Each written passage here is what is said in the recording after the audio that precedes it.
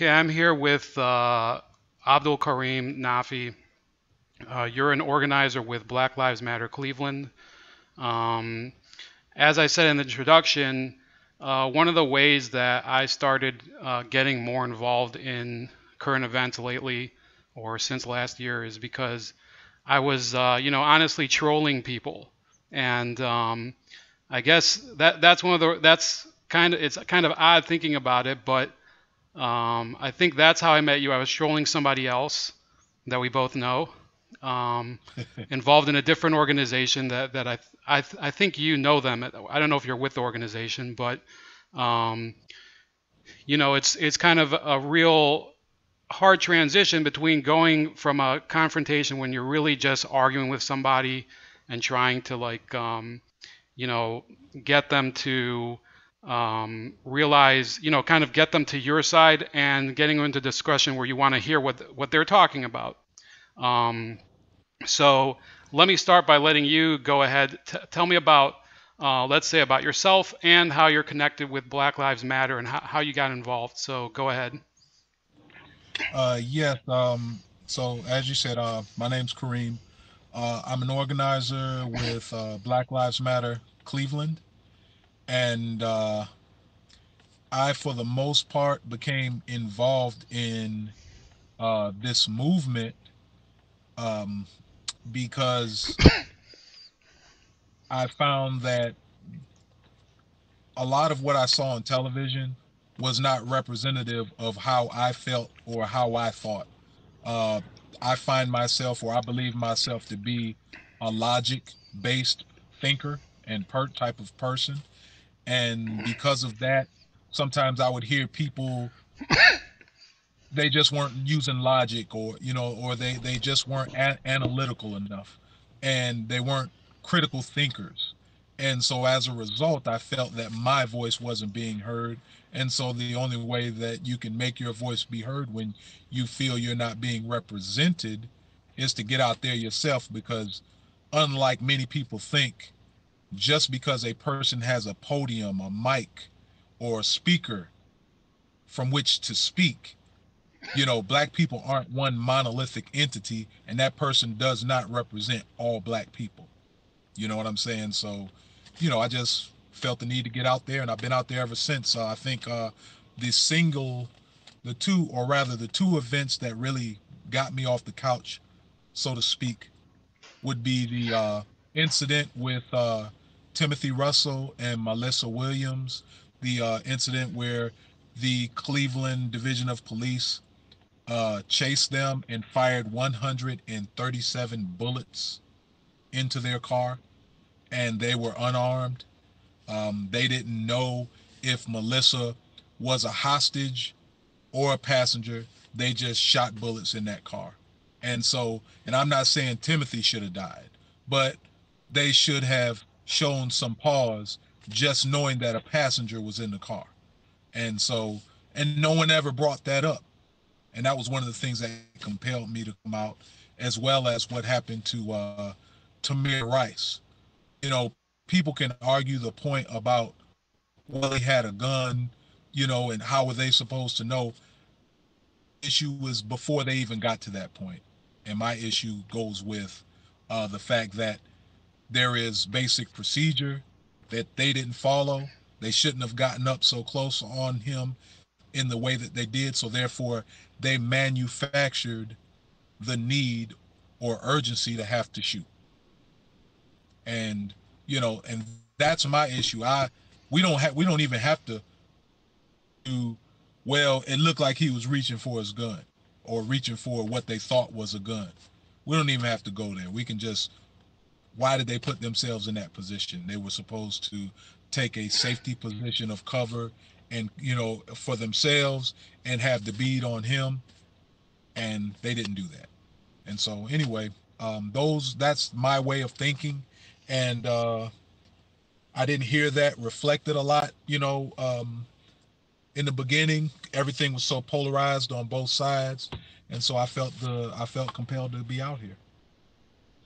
Okay, yeah, that's a great topic to start with because I think even that case, and I've spoken with you before. I'm obviously not pro BLM, or if you've seen the other stuff I put up, but I've also never been for the police.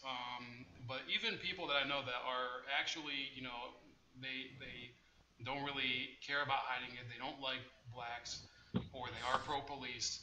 They've said that that's one of the cases. That's one of the, it's one of the hardest to really um, uh, articulate why they would get to a situation where they fired, what was it? It was over 100 rounds of ammunition towards a passenger vehicle when there was no return fire evident. Um, and I think that's like a good launching point. I think that a lot of the people that are stepping out and saying that they're like pro police, for example, I think people should really think about maybe they should be pro civilians, or maybe we should talk about having proper restraint of people with that type of authority, and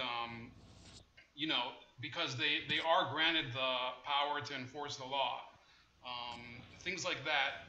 Like you said, it's hard to really go and make make a case for firing over 100 rounds of ammunition when there's no return fire. So with that, I think I'll start with. I have a lot of questions. I don't think we'll get through all of them. Of course, I told you before. You can ask me a question if you come up with one, or if you have one prepared. I'll try to answer. If you have a and if you need to take a break, you can let me know. On March 31st, your chapter did publish a post talking about new standards for police departments in Ohio about the use of deadly force. Do you find anything valid or invalid in those new standards, or do you have anything to add? So, I'd have to have the policy, right here in front of me. Mm-hmm. But it's to be. I remember at first glance not having a problem with what I saw, but the problems actually lie in what I don't see. And so, there are, like, you can get into standards, but and very generalized standards.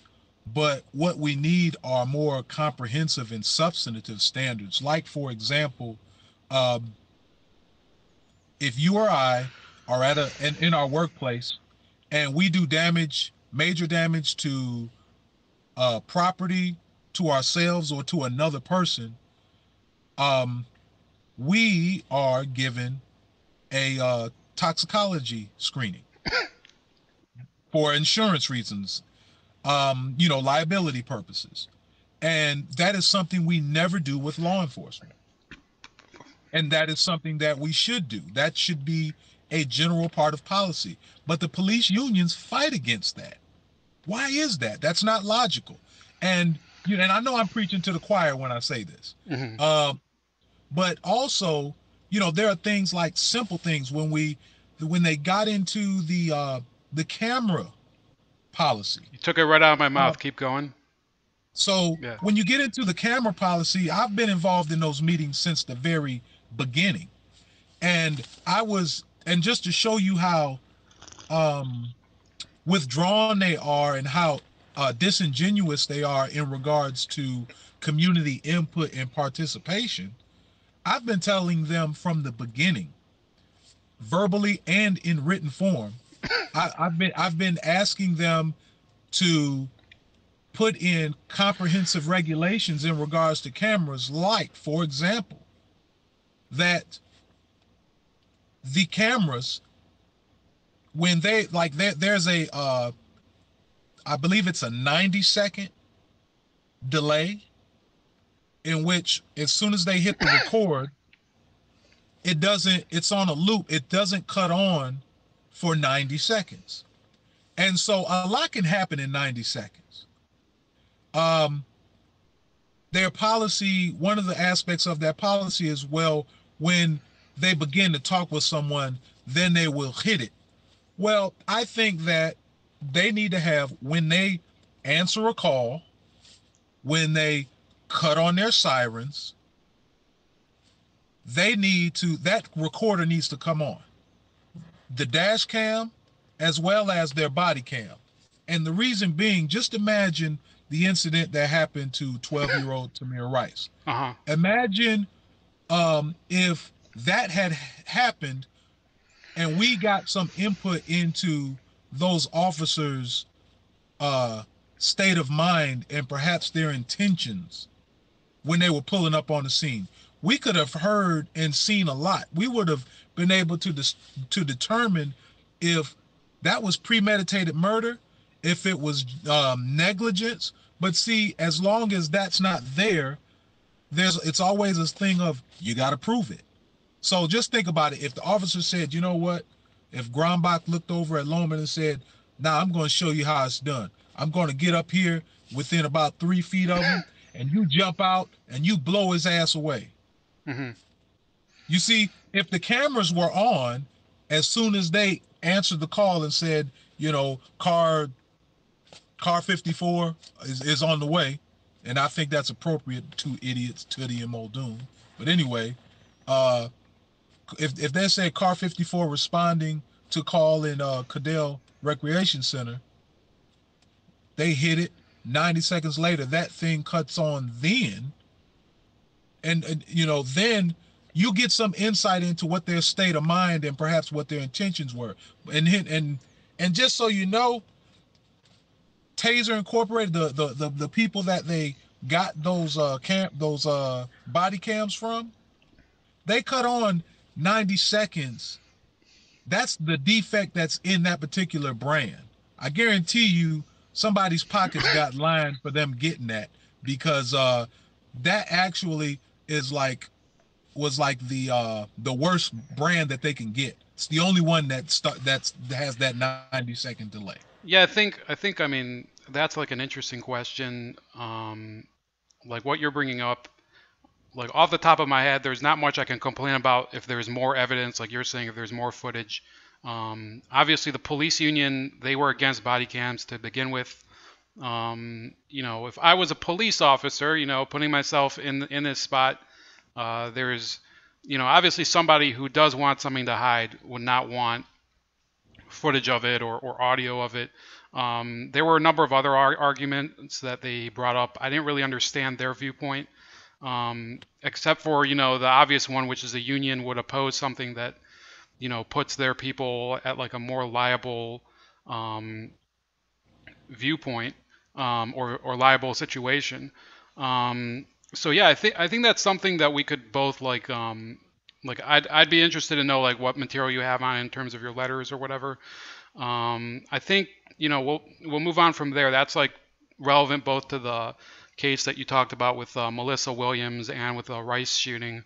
I'm going to move to a different topic now. Again, like we spoke about, you know, earlier, this is, it's not national BLM, but it is a different chapter. It was Wichita, Kansas, and there was an incident in 2016 where some of their members were holding a demonstration, and there were some police officers that went and apparently had a conversation with them, and for some reason, a cookout broke out.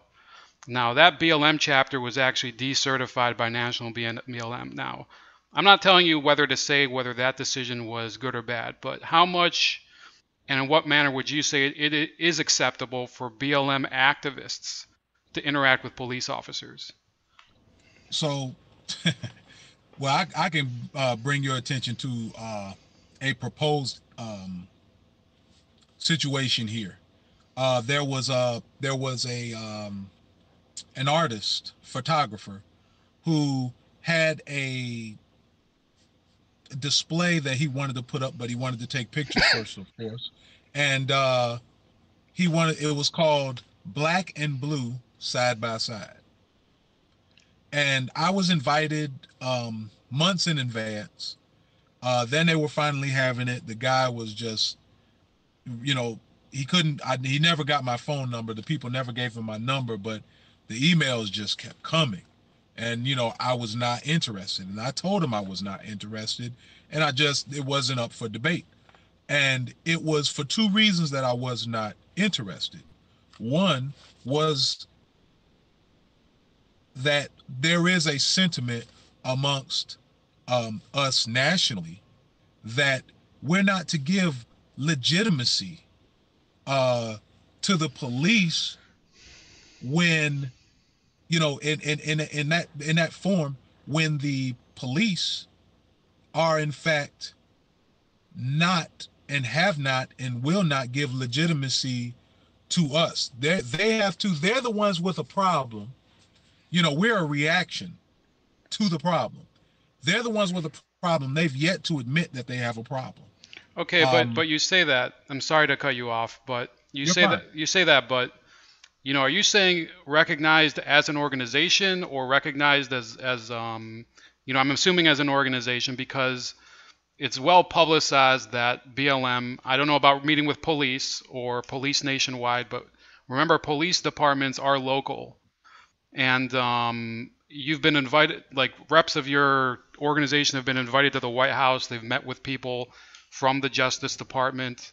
This is, I get it that you're saying that you do have an issue with police structures, in fact, and that's going to come up in some of the next questions. But to say that you did not get legitimacy from the police, you're really talking about from municipality to municipality and county to county.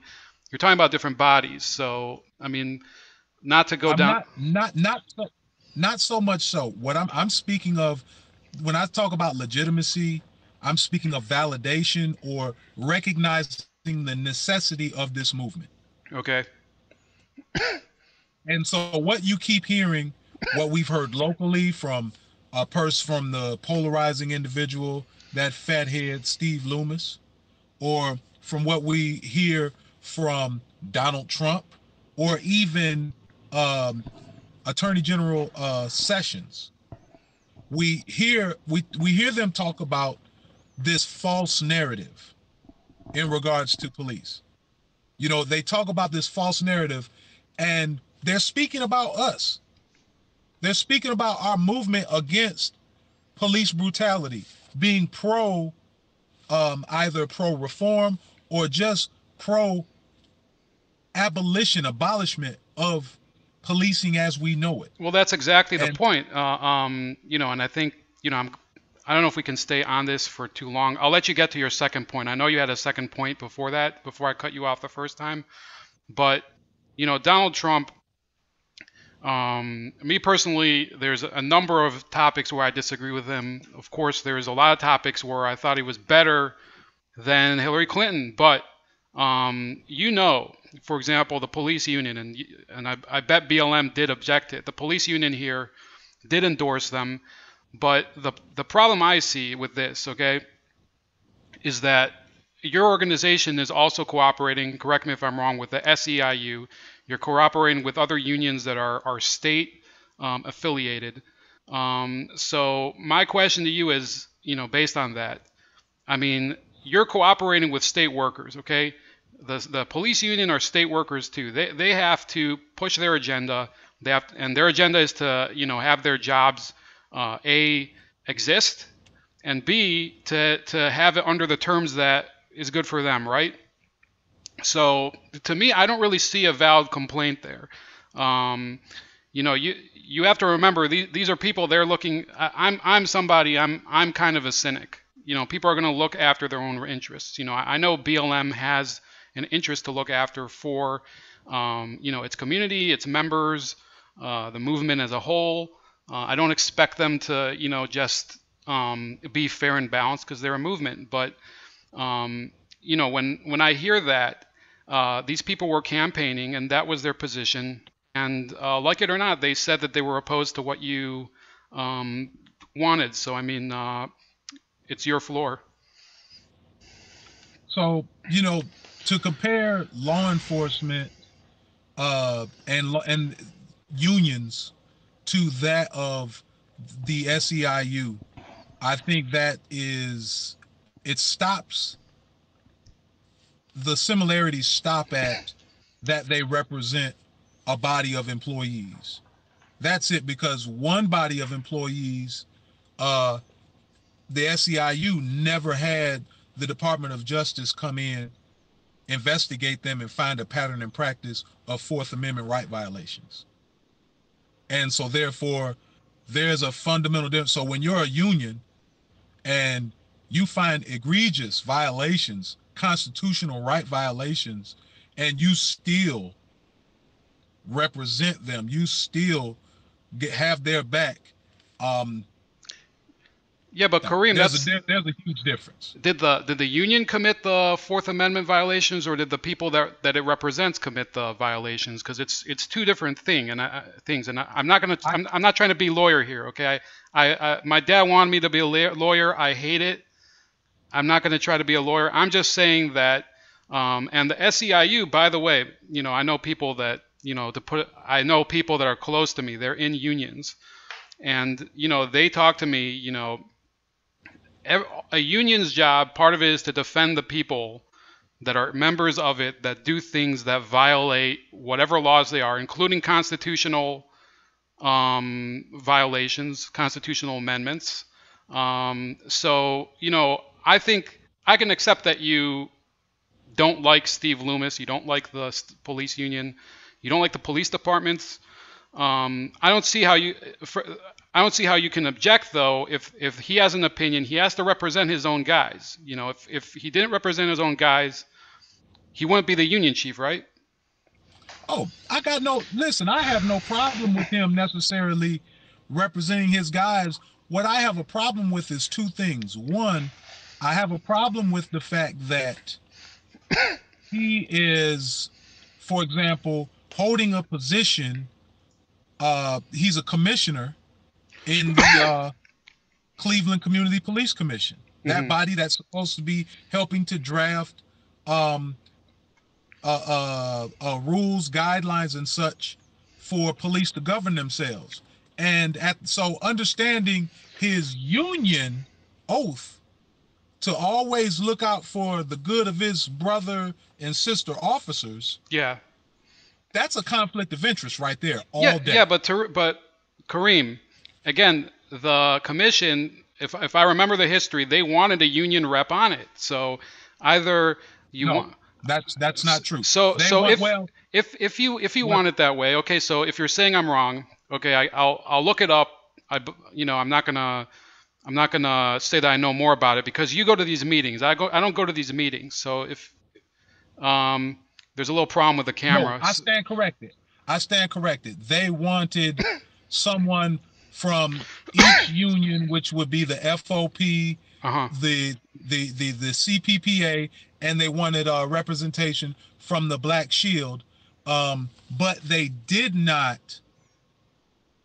It could have been a member, but it did not have to be the presidents. And all of them put themselves in that position. They weren't picked. They didn't go through the screening. They didn't have to apply like everybody else did. They put themselves, they inserted themselves into that position, period. There's a problem with the union president being there. It could have been a rank and file member. Okay, so I see the difference there, okay? Anyway, do you mind if I move on to the next question? Okay. So you mentioned earlier the issue with police departments as a rule, as by definition. I'm assuming, I've read about some BLM movements asking for community policing. Now, I believe a few weeks ago you published a video by Janaya Khan where she was advocating abolishing police departments. I've seen other videos like it before. But there's an issue here, okay? And it's a technical issue. And, you're not a police officer, so I'm not expecting you to, write a new policy or whatever. But I was noticing last year, okay? And I don't know if you guys were, I don't know who else was, but there were these women on the east side, I think in Garfield Heights and the East 93rd area, that were being found murdered in abandoned homes. And to me, I've read, the Ted Bundy books. I've read about Anthony Sowell here. I've read about, obviously there was the Amanda Berry kidnapper, Fidel Castro. So what would be your approach? I mean, who if not the police, if not law enforcement as we know it, would investigate crimes like this? You're talking about a killer that is out attacking people. In this case, there were people from Jessica Coleman and Natalie Perez. One was, I believe she's Puerto Rican. The other is a black woman on the east side. And frankly, I don't see, community policing filling in there. And community policing, as I understand it, would not have the modern techniques that we're talking about. Now, I haven't seen anybody catch these killers yet, so let's start off. The police have so far failed too. So, I mean, what's your reaction? Okay, well, three things I'd like to say in regards to that. For starters, the police failing sometimes is rooted in the fact that the community lacks trust in them. Mm-hmm. So if there's no trust and there's no salvageable relationship, there is a reluctance to reach out to police, to actually lend a hand to police, even when it appears that it's in your own best interest, because there are those that have called the police, and when the police came, arresting them. Uh-huh. So, there's a legitimate fear or lack of trust between the community and police. But I just wanted to say that, but let's get more to the point. More to the point in regards to, okay, if in the absence of police, what do you have? It's not like, for example, with myself, I was very much pro police reform, saying, hey, we need to put in some substantive rules to make some real tangible changes, have some rules that have some teeth in them. And I was really of that. For me now, that is actually just, I'd say, something that we should have in transition. But a short-term thing. My long-term goal and desire is to actually abolish policing altogether. Because this is what you have to understand. If you have to know what is policing, you have to know the history of policing. And I'm not going to give you the history lesson that I know an informed individual like yourself already knows, that they originated out of the slave catchers. And, so we know where they originated. You mean in America? Kareem. Yeah, in America, like, your first police stations, your constables and such were originally, and keep this in mind, that in the beginning, or rather not in the beginning, but before slavery was ended, your prison system was like 85 to 90% white. Mm-hmm. But as soon as slavery was over, it turned over and it became 85% black. Okay, Kareem, I get, I have heard that before. Okay, I'm gonna read up more on it. I don't know a lot about it. Okay, but to say that police as a concept is a topic that is connected to race, I think you're really making it simple. Maybe in America you see it that way. And again, I'll check your story, but I'm going by experience. We're experiencing. We see it in history. Hold on. But here's what I think that you really wanted me to say. Yeah. You really wanted me to get into the fact that policing, to abolish the concept, we need to rethink it, because what it's based on is something flawed. They were over policing black folks back then. Those laws that they had they got changed around. They were coded. There were dog whistles in the language. For example, they made being unemployed a crime. They made loitering a crime. They made being homeless a crime. All those things they did after slavery. Sure, but that's not. What did they think those people were going to be? They were going to be homeless. That's not a police. The police may have been the enforcers of it, but first of all, that's an issue. If those councils. Can you still hear me, by the way? Yes. Because the video kind of goes fuzzy here and there, so I'll let you know if there's a problem with the video, if we have to restart, if we have to cut and then continue. But you know, the issue you're talking about. First of all, I'm not going to say that racism in police has disappeared since what you were talking about, but those were the laws passed by those governments. Okay, those local governments, those state governments in some cases. That's really up to the government to determine what crimes we have the police arrest people for. Now, just like if you were to have, remember in the 20s, okay, this is kind of a different type of crime, okay, if we can call it a crime. In the 20s, we had prohibition. Now, if you were caught selling booze in the 20s, you were carted off to jail. Unless you could bribe the police, that's what ended up happening, right? So, first of all, we have a parallel with the drug war today. We have a parallel with all that. In reality, we're talking about what crimes are put on the record. Now, if you want to go and talk about the police as the cause of this racism, I think you're talking about the symptom as opposed to the cause. Okay. Now, was there anything else you wanted to say about that issue? Doing a new vision of police. Yeah. Okay. So that's what I was going to get into. It's like that's why we need to throw it out. Okay. Because what we need is a concept of, like I say, peacemakers. Mm-hmm. And those peace. So when you go in, sometimes it's a lot can be done just in the changing of a name. And so if you're a peacemaker, that means that if there is a domestic dispute, if there is a dispute between neighbors, they're going into it not as law enforcement. Yeah. They're going into it as peacemakers. And so sometimes keeping the peace means that you might have to haul guy A, his ass to jail, and leave guy B, let him be, because he seems to be the one who has the more cool head. He's more conformed. But guy A, he needs to go to jail.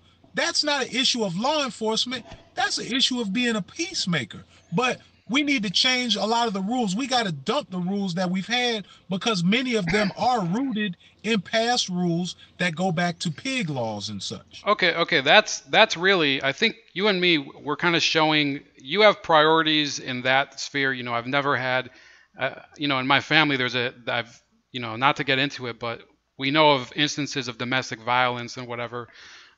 So that is a common problem. You're right. But what I'm talking about is we're talking about people's, this is an extreme case. I'll admit it. It's not a case that happens all the time. But when you have a pattern going here with somebody like Ted Bundy, you've heard of Ted Bundy, right? Yes. You've heard of yeah, I know who he is. Yeah, John Wayne Gacy, all these, you have people, Kareem, that they have tendencies to do this type of serial crimes. In this case, brutalize other people. And I did believe last year, I was trying to share it. I didn't have, I didn't start my my page, which doesn't have that huge of a following anyway, but I didn't start it yet. And I was trying to spread among the people I know about these two women that were found within a week of each other. And it's not like I'm coming and I'm asking you to believe in the police. I'm saying here that because obviously if I believed in the police, the killer of these people would be found. We wouldn't even have this type of issue happening all the time, where you have 3 women that were kidnapped for a period of, in some cases, 10 years. They were found by a neighbor. They weren't found by the police in the Amanda Berry case. Okay, so I don't have great confidence in the police. I think you've understood that already from what we've discussed, but we're really talking about a professional issue here. We have to be able to have people go to bed at night and know that if a crime happens to them, or a crime happens to somebody that they know, a coworker or a parent or whatever, there's going to be repercussions first of all, but before repercussions, not first of all, an investigation, a trial, a proper investigation, an investigation that's not tainted. And frankly, I don't think that your model really addresses that. It addresses the other issues you're talking about, domestic violence and all that. But remember, You haven't heard it all. You haven't heard it all. It also goes into aspects of investigation. It goes into aspects of actually um, apprehending a criminal, stopping a robbery in progress. It's like, I was only allowed to give you just one example, okay, but but no, but the thing is that you have to scrap the model that we have, and you have to rebuild a new one with all that is good. And you need to erase the negative culture, the blue line, the blue wall of silence, the culture that just, and I always, because my life is shaped by it, I'm always going to have to go back to the issues and historic racial issues when you talk about why it is that you have one segment of society that it seems the majority give, or most give, this unconditional, unrelenting support of police. And why is that? Because traditionally police have been the enforcers of slavery. After slavery, they were the enforcers of Jim Crow, of segregation and so forth. They were always, and propaganda put it out there, black folks were the boogeyman. They want to rape your wives. They want to kill your sons. They're going to rape your daughters. They want to kill you and steal your belongings. And those are the things that you saw The Birth of a Nation, or you've at least heard of yeah, I've that heard of movie. Birth of the Nation. And so, like, these are the things that they put out there about the black boogeyman. Mm-hmm. And so what happens is you have those folks that look at police as their last line of defense. So of course they're going to have that, what I call that patriotic kind of, brain dead or drone syndrome. And they're going to give that unconditional support to police because they look at them as the last line of defense, the same way they do for our troops. I don't say that, troops aren't worthy of being respected and so forth, but you don't give them unconditional respect because some of them do some pretty horrible things. We're continuing right now with Abdul Kareem Nafi from Black Lives Matter. So when our last question was more about police policy. Most of our questions have been about police policy. We're going to go into a couple questions about more social issues that BLM deals with. And I think on these are the ones that are becoming more wedge issues between people that are on the progressive community or on the left, and people like me or the rest of America. And I think you've probably given like an idea of like why you think that's a problem. But let's get into one of them. And this is a celebrity issue, so I don't think you have to, really, you don't have to like justify everything this guy does because you don't work for him, but you stated your support for Colin Kaepernick on March 31st. And you listed all the undesirable things like spousal abuse that were unacceptable in the NFL, yet his views are seen as unacceptable in the NFL, at least among the fans. Are you not aware that he never spoke out against spousal abuser and teammate Ray McDonald, fellow violent offender Alden Smith, or the fact that between 2012 and 2015 his team led the NFL in player arrests and he never condemned a single one of his teammates? So you'd like for me to address that? I mean, yeah, you can answer that. So I wasn't aware of that, and yet I would say why should somebody should ask him about that and see what he has to say. If he hasn't addressed it, I think that this kind of reminds me of how people try to kill an argument in regards to BLM when they say, well, BLM, that old man just got killed. Why aren't you protesting that? And they have to understand that, for one, no one sets our agenda for what we go out and we protest. We Okay. do.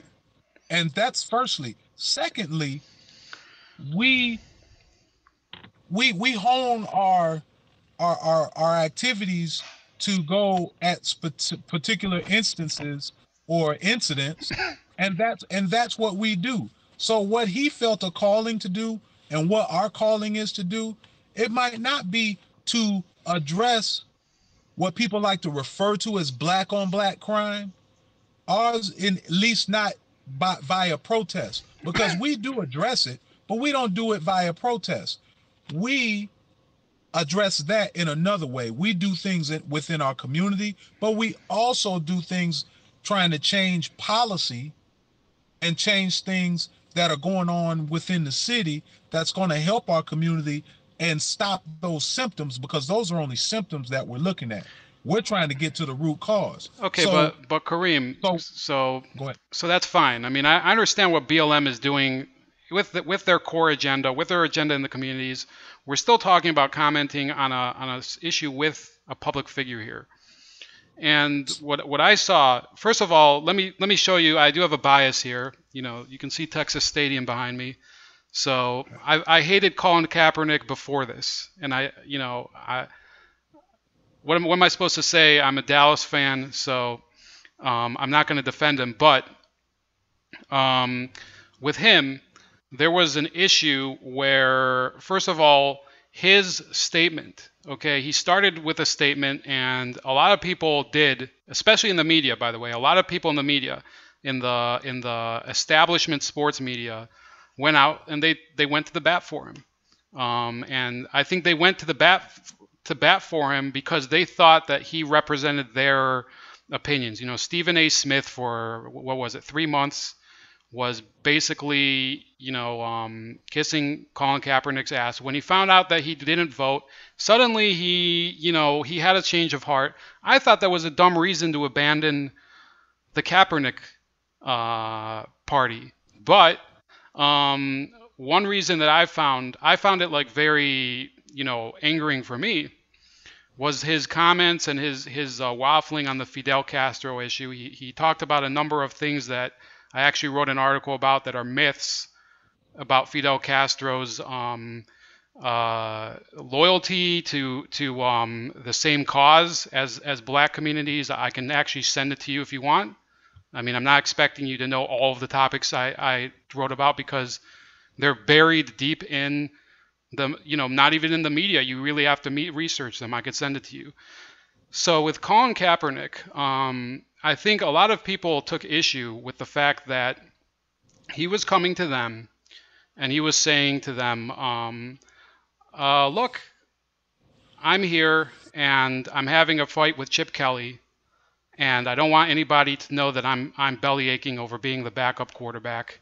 And I think he really did this. And you could call me a cynic, you can call me some sort of conspiracy theorist. I think he really did it in order to put pressure on the team to let him go.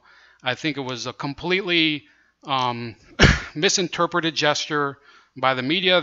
Some people turned him into a hero. Some people turned him into, Satan himself. And frankly, I never had respect for him.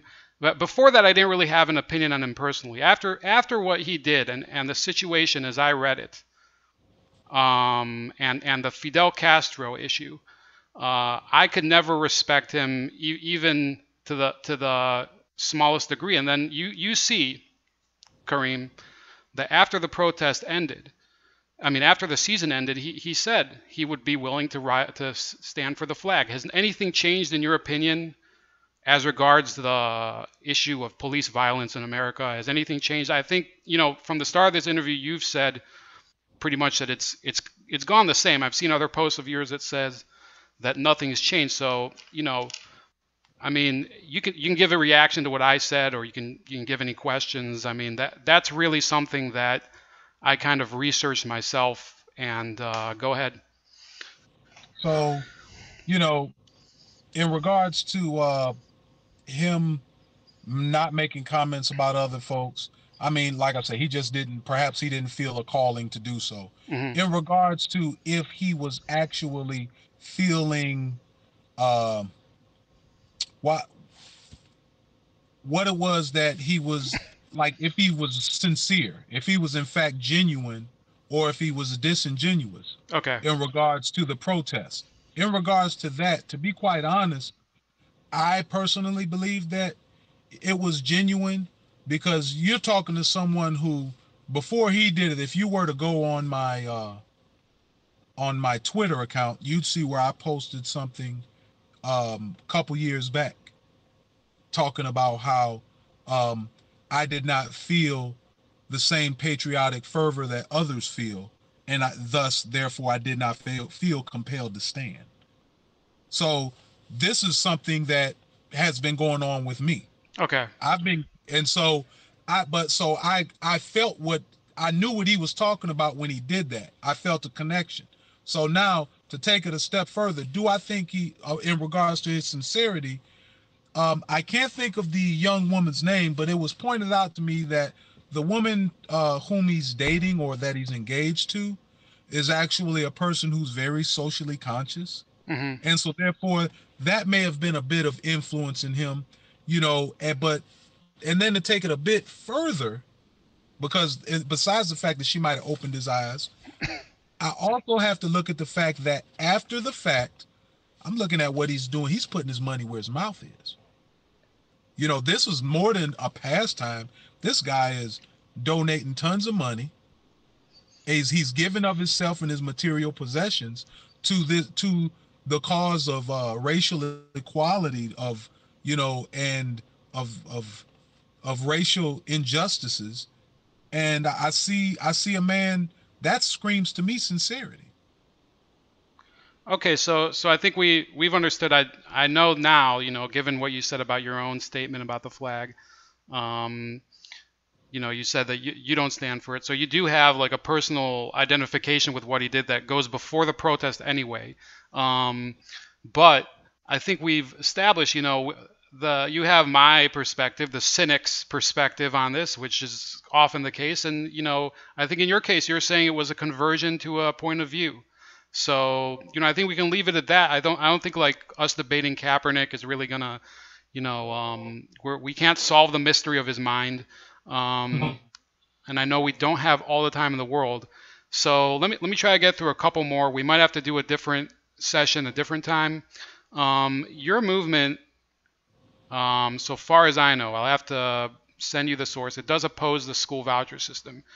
Yet the majority of Cleveland area parents do support it. What are you proposing as an alternative? If you're against school vouchers, and we do know the problems of schools in a number of the local communities, what do you see as like the real answer if it's not school vouchers and school choice, obviously? Okay, two things in regards to that. Perhaps, and this is a big perhaps. Okay. Perhaps we'd be open to the school vouchers if they had uh, any kind of real regulations in regards to charter schools. Okay. That's because right now it's bullshit. You know what I mean? So that's for starters, because they are for profit, and so if they're, how crazy things get when they're for profit.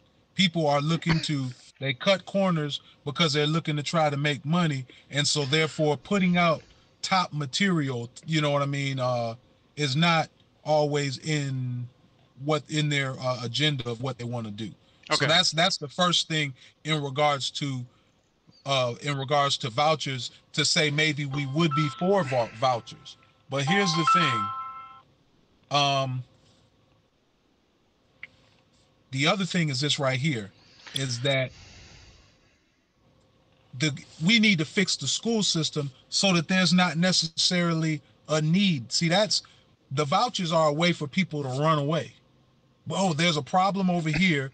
Let's fix the damn problem. Okay. And here in Cleveland, we have and we have what we used to have, an elected school board. Now the CEO of schools is appointed by the mayor. So when you're in a position where you get appointed to something, we know that a lot of that's cronyism. You know what I mean? It's about who you know. And when you're making more money than the person who appointed you, it leaves rooms for possibility of kickbacks and so forth. There's a lot of underhanded stuff going on, but when you answer to your job, you answer to the person who appointed you and not the citizens. You're not an elected individual. There's less of a sense of urgency.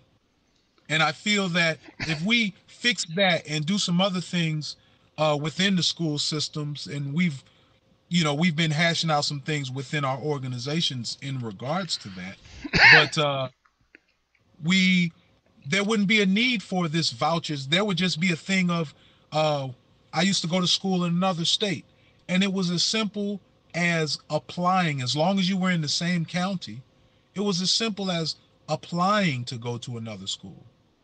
If you wanted to perhaps get in a better football program, you just applied because they had a better football program. Okay, so I'm going to react to that based on what you said and my own views. Look, so on your first point about the charter schools, a lot of them, I didn't meet a charter school teacher who was like pretty dissatisfied. Can you still hear me? Yes. Okay. Whenever the picture goes fuzzy, I think we're losing the feed. Anyway, so my belief is this, okay? We've had so many schools here, and I drive by Shaw High School every day. I drive by through a number of Collinwood too, and it's not like I go there. It's not like I've gone to crappy schools too that were private, but and public schools too. I've been through most of the different types of the system, and given this, and given the way that it's gone on for decades, that we've had failing schools and it's hard to close them and reform them, maybe rebuild them from the ground up, like you're talking about the police departments. My position on failing charter schools is this, and you can disagree with me all you want. It is still easier to decertify a charter school and close it down than it is to get rid of a dangerous and dysfunctional public school. They can both be dangerous and dysfunctional, but the charter school, remember, you can revoke its charter, okay? So we're still talking about a failure. The question is, how quick do you react to the failure? Now, the second point, and if you want to respond, you can. The second point you said about needing to, for example, return the choice in terms of the school boards back to the communities. I think that's a point where we can both agree. Pretty much. I would think we have the same view on that.